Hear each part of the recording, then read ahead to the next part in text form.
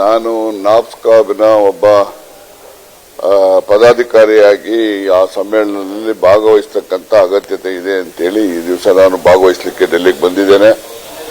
ದೆಹಲಿನಲ್ಲಿ ಇವತ್ತು ಏನು ರಾಷ್ಟ್ರದ ಸಹಕಾರ ಸಚಿವರಾಗಿರ್ತಕ್ಕಂಥ ಅಮಿತ್ ಶಾ ಅವರು ಕೂಡ ಈ ಸಭೆಯಲ್ಲಿ ಭಾಗವಹಿಸ್ತಾರೆ. ಈಗ 4 ಗಂಟೆಗಿದೆ, 4 ಗಂಟೆಗೆ ನಾನು ಕೂಡ ಅಲ್ಲಿಗೆ ಹೋಗ್ತಕ್ಕಂಥದ್ದು ಇದೆ. ಈ ಒಂದು ಉದ್ದೇಶದಲ್ಲಿ ಬಂದಿದ್ದೇನೆ. ಮತ್ತೆ ನಾಳೆ ವಾಪಸ್ಸು ಹೋಗುವಂತ ಕಾರ್ಯಕ್ರಮ ಇಟ್ಟಿದ್ದೇನೆ. ಚರ್ಚೆ ಆಗ್ತಾ ಇರುವಂತ ವಿಚಾರ ಅಂದ್ರೆ ಗ್ಯಾರಂಟಿಗಳನ್ನ ಕನಿಷ್ಠ 1 ಅಥವಾ 2 ಆದ್ರೂ ನಿಲ್ಲಿಸಬೇಕು ಅನ್ನೋದು ಶಾಸಕರಾಗಿರುವಂತ ಗೌರಿಯಪ್ಪನವರು. ಈಗ ಗೌರಿಯಪ್ಪನವರು ಯಾವ ಅರ್ಥದಲ್ಲಿ ಹೇಳಿದ್ರು, ನೀವು ಪ್ರೆಸ್ ಹ್ಯಾಸ್ ಮಿಸ್ಕೋಟೆಡ್ ಅಂತ ನನ್ನಿದು. ಯಾಕೆ ನಾನು ಈಗ ತಾನೇ ಟಿವಿ ನೋಡ್ತಾ ಇದ್ದೆ, ಅವ್ರಿಗೆ ನಾನು ಆ ರೀತಿ ಹೇಳಿಲ್ಲಲ್ಲ ಅಂತ ಅವ್ರು ಹೇಳ್ತಾ ಇದ್ರು. ಸೊ ಎನಿವೆ ಅವರು ಏನೇ ಹೇಳಿದ್ರು ಕೂಡ ಅವರ ವೈಯಕ್ತಿಕ ಅಭಿಪ್ರಾಯ ಇರುತ್ತೆ. ಆದ್ರೆ ಒಟ್ಟಾರೆಯಾಗಿ ಕಾಂಗ್ರೆಸ್ ಪಕ್ಷ ಮತ್ತೆ ಕಾಂಗ್ರೆಸ್ಸಿನ ಹೈಕಮಾಂಡ್ ಏನು 5 ಗ್ಯಾರಂಟಿಗಳಿದ್ದಾವೆ, 5 ಗ್ಯಾರಂಟಿಗಳನ್ನ ನಿರಂತರವಾಗಿ ಮುಂದುವರಿಸಿಕೊಂಡು ಹೋಗ್ತಕ್ಕಂತ ನಿಶ್ಚಯ ಮಾಡಿದ್ದಾರೆ. ಅದರಿಂದ ಯಾವುದೇ ಗ್ಯಾರಂಟಿ ಬದಲಾವಣೆಗಳು ಆಗೋದಿಲ್ಲ.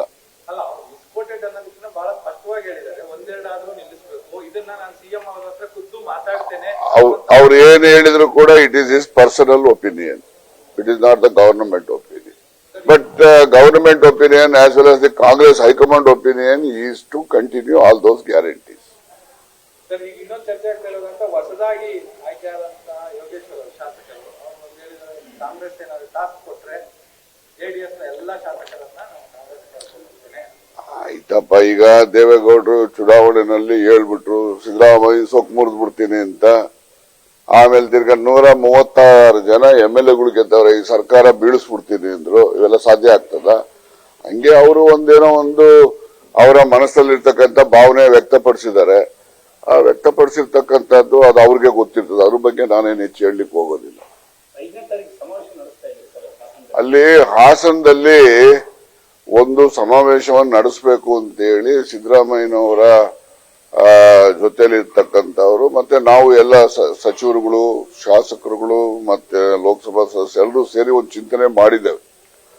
ಅದು ಚಿಂತನೆ ಚುನಾವಣೆ ಫಲಿತಾಂಶ ಬಂದ ನಂತರ ಚಿಂತನೆ ಅಲ್ಲ.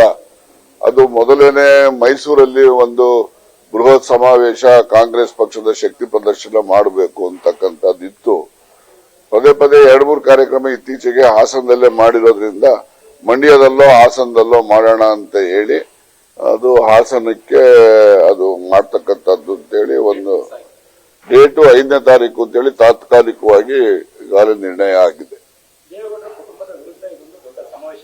ಯಾವ ವಿರುದ್ಧ ಅಲ್ಲ ರೀ, ನಮ್ಮದು ಏನಿದೆ ಜನಪರವಾಗಿ ನಾವು ಏನ್ ಮಾಡಿದ್ದೇವೆ, ಗ್ಯಾರಂಟಿಗಳನ್ನ ಏನ್ ಕೊಟ್ಟಿದ್ದೇವೆ, ನಾವು ಹೇಳದಂತೆ ನಡೆದಿದ್ದೇವೆ. ಗೊತ್ತಾಯ್ತಾ? ನಾವ್ ಯಾವುದು ಕೂಡ ಸುಳ್ಳು ಹೇಳೋದಿಲ್ಲ. ಈ ರೀತಿಯನ್ನ ಜನರಿಗೆ ಮನವರಿಕೆ ಮಾಡಿಕೊಡೋದೇ ಹೊರತು ಯಾರ ವಿರುದ್ಧ ಅಂತ ಹೇಳಿ ಯಾರು ಭಾವನೆ ಮಾಡಬಾರ್ದು. Okay, thank you.